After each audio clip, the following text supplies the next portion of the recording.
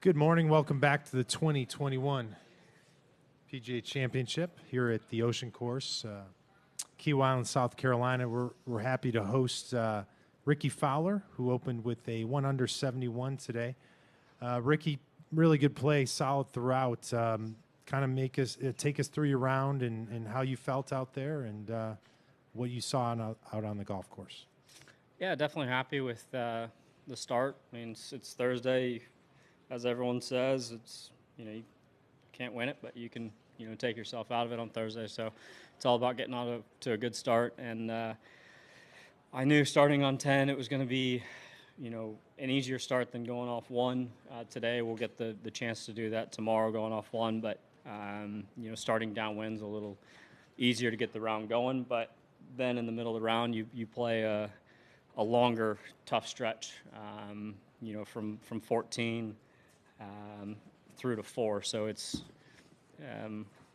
those are the hard holes right now, being back into the wind, and did a good job of managing and holding on through there. And then you get a little breather coming home, playing down off the left or down off the right. So definitely happy about it. I feel like we managed our way around quite well. Missed one shortish putt for par coming in, but other than that, solid day. Okay, let's hit the floor. Steve on 8, please. I'd like to talk about a consecutive shot sequence on 16. What happens to your mind when what happens coming out of the bunker, and then you have to pull lumber going into? Yeah, I mean, 16 it's a true par 5 today. You got to hit a good drive and a good. After that, probably a good long iron just to have a wedge into the green, which is still a tough wedge to where that pin was today. So, yeah, I was trying to just get something low out of the bunker and get it running down the fairway. Unfortunately, it was a little bit too low and clipped the rough, but managed to it kept moving forward and got back down to a flat lie. Had a great number for driver off the deck. 3-wood couldn't get there. Or it could have. It was just going to be more work, and if I go at 3-wood, the tendency would maybe to be overturn it, and left is not good, or short left as well. So driver, I could aim kind of at the middle of the green. Didn't try and turn it, just try and hit a straight one. And if you catch it a little thin, it hangs right, which is perfect. The leave's fine. They could figure out how to get it up and down, but I love hitting driver off the deck. So it worked out to have a good number there. Did you top the second shot, or did you just? No, unlucky? I was one. I mean, with the sand out here, the ball does sit down a little bit, just how soft it is. I got it a little thin, and then it clipped that rough in front of me. So it was on the thin side, but I didn't top it. Let's go to Rex on 12. Rickie, earlier this week you talked about putting being the trick. I think you were 1.8 plus on strokes gained Sweet. putting. That's good for me right now. I was about to say, when was the last time you were in that situation, and what kind of clicked on the greens for you? Actually, I think last Thursday I might have been close to +1 maybe, and then it went the other way. I think I was close to -4 on Friday, and missed the cut by 1 there. I probably put 3 or 4 hours on the green, just on these greens, not just out on the golf course, but just with time with the putter in my hand, and just kind of getting as many reps and feels in as possible, trying to just get in a comfortable position where just hitting putt after putt of it starting on line and knowing where it's going. So it wasn't a whole lot of speed work. I did my normal speed work that I would do out on course and then here on the green out front, but most of it was just spent time on the mirror and feeling comfortable of hitting my spot, whether it was usually I do anything like 5 to 10 feet, and when I'm able to do that consistently, I can typically start pretty much every putt on line from there. But so a little extra time there, so I felt very, very good on the greens. Just a slight misread on the one on number 6, that is. So hit a lot of good putts today. So definitely happy with the time we spent to take it into today and get some positives out of it. Let's go to Bob on 11. Rickie, where are you in the process right now of trying to fight your way back, and how hard is it to do it out here on a challenge like this? It's an unusual course and obviously all the wind. I'm starting to feel pretty darn good. The last few months, it's been a lot more just go play golf and not play golf swing.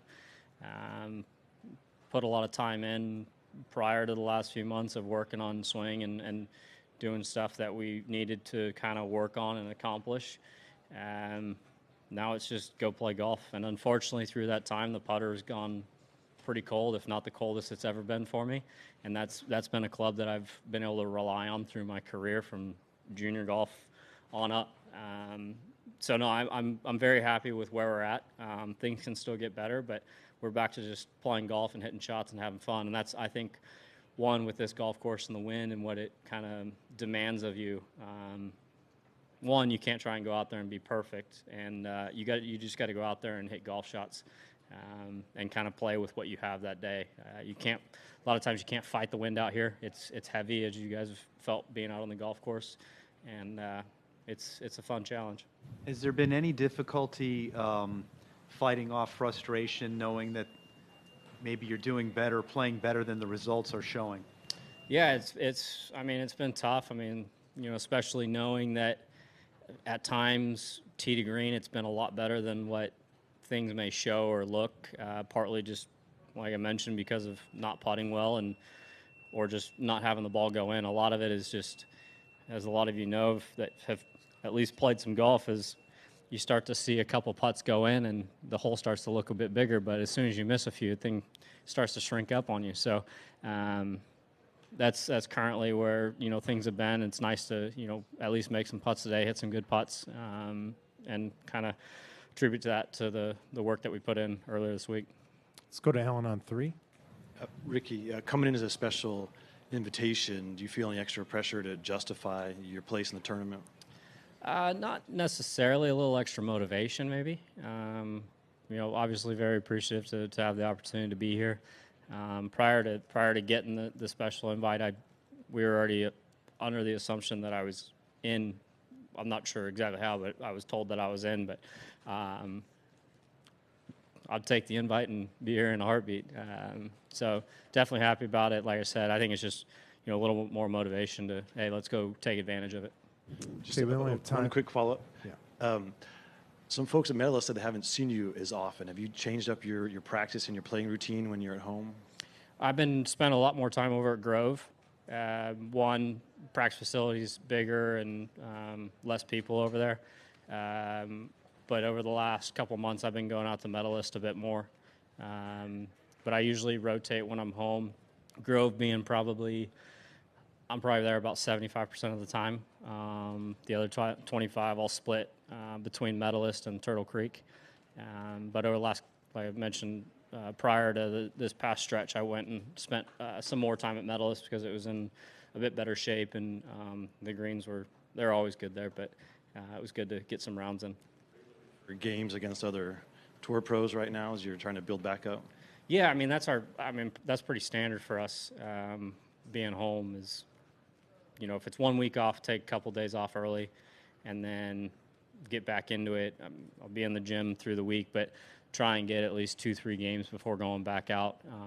Get longer breaks. You can get some more games in, but that usually it's between Grove and Medalist, and then there's a few other courses from Bears Club that, depending on who's home, that's the nice thing about being in Jupiter is there's always guys to go play against. Let's go to Bryce on 6. Yeah, Rickie, interested in your perspective on Xander Schauffele. He's been top 10 in 3 of the last 4 majors. If he doesn't go in the water late, it would have been in the last 4 at the Masters. What do you see in his game that allows him to continually knock on the door? And what goes through your mind when you're that close and you're playing well, but you can't quite get over the top in one of those tournaments? I've been in a similar position, but looking at Xander, you can't really find a weakness in his game. He's got plenty of speed. He's a great driver of the ball. He makes a nice sound when he's hitting iron shots. He can work the ball from flight the ball up and down. Great hands around the greens, and he putts well. So that usually, when you add all those up, some pretty darn consistent results, and it showed. And he's a good guy on top of it. So it was a bummer to see, the finish at Augusta, and that's not something you want to see someone, how they finish coming in. But no, he's an impressive player. He's fun to watch. Thanks. Okay, a few more. Let's go to 10. Yeah, Ricky, I'm just curious, having been through what you've been through the last few months, is your mental state different coming in as opposed to when there's different expectations for you and you've been playing great? Well, it's definitely been more than a few months, but no, in a way, it's just putting things into perspective and understanding that, like, I get to do this for a living, and that's awesome. I've had a great run so far out here. I definitely want more, but at the end of the day, we get to play an amazing game for a living. So, like I said, kind of just putting things into perspective and understanding we have it pretty darn good out here, and go have fun, go play golf. Let's go to number 5. I'm just going to follow up on that one. Just kind of wonder, for years, right? I think like having a spot in a major, second nature and all of that. I just wondered how, when you did realize, like, need an invitation, how that kind of sat with you and what that how that worked its way through your mind. Well, it wasn't necessarily with this, because I mentioned earlier that I was under the assumption that I was already in with this, but where stuff started setting in was once I got moved outside the top 50 in the world. Wasn't going to be in Augusta, and so yeah, I've had to deal with that for a few months, but it's time to jump back on the horse and first get back inside the top 50 and keep on moving. Have you felt like you are a top 50 player in the world, like, or did you always feel not like not the as rankings? of not as of late? No, I took a little break and stepped back, and we're on our way back now, though. Doug, number 7. Those money games you play at home, have you made any money in the last few months? Well, you asked Kiz a couple days ago if I took any money. Actually, Larkin, Gross, Club Pro, and I took down Kiz. I won't throw his partner under the bus, but I can throw Kiz under the bus. I have put some money in the pocket. I think not having to hand out any money to MJ has been probably some of the bigger wins, because of how Grove sets up for him. Where he's able to press, and so if I'm able to win the original match and lose, not have him flip the original match because of the press or multiple presses. So if I don't lose money to him, that's actually a win. But yes, I've had money go out and come in. Jordan has said, speaking of himself and then lately about you as well, that when you go through a struggle, sometimes it's hard to do it in silence because there's so many eyeballs on you. Have you noticed how difficult that can be as compared with other people in here who go through struggles and can just go work it out without people asking them every day, how's it going? And how much money they're losing? It's tough for anyone, regardless of spotlight or not, because you deal with the personal and mental struggle on your own.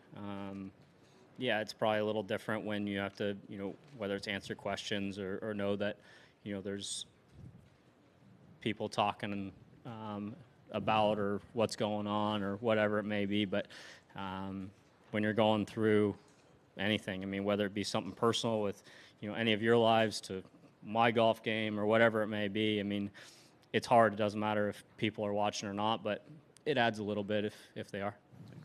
All right, we're going to wrap it up with Alex back left. That's 9. A couple of things. One, to follow up on Fergie, how much do you have to give Jordan when you're playing him? 10. And is he a quick payer? Oh yeah. But you have to be as well. And with I say 10 shots. It's not that he's good. A lot of the guys in the shop, there's side bets and stuff. Typically is over-under number 77. And then one last thing. You kind of talked about the fact that you have this realization, maybe you've had it before, about how good your life really is. Mm-hmm. Does that come out of this kind of poor play, or does this come out of something else? No, it's always been there. It's just something that I've been able to or try and remind myself of. There's people that I always think about in down times or tough situations. One being Jared Lyle. Another kid who used to follow me at the Phoenix Open that passed away a couple years ago. So like situations like that, just understanding, hey, we're out here, I'm upright, I'm swinging the club, and I'm playing golf for a living. So things could be a lot worse. All right, Rickie. Hindsight says we should have brought you in here on Tuesday or Wednesday, but thanks for finding us today. All and enjoy your afternoon, Cool. sir. Thanks, guys. Thank you.